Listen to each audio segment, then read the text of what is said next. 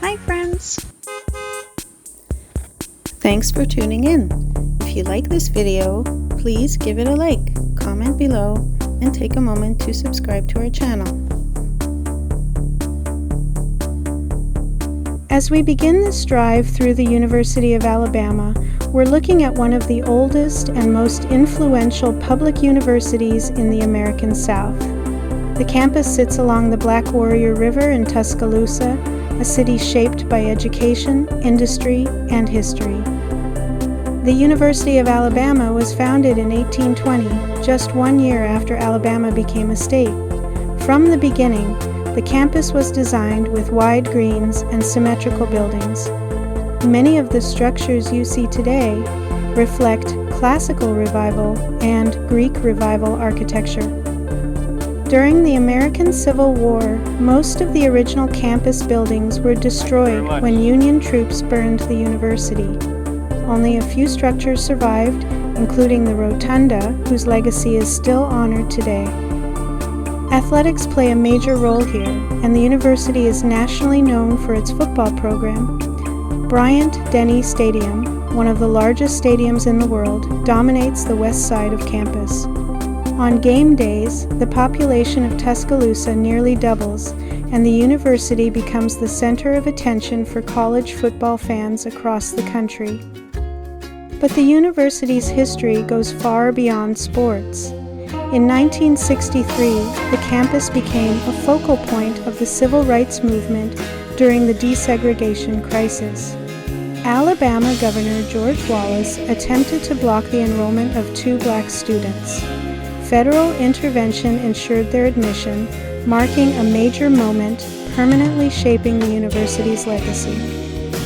Today, the University of Alabama is a major research institution with tens of thousands of students from all 50 states and around the world. The campus blends historic buildings with modern academic centers, residence halls, and student spaces.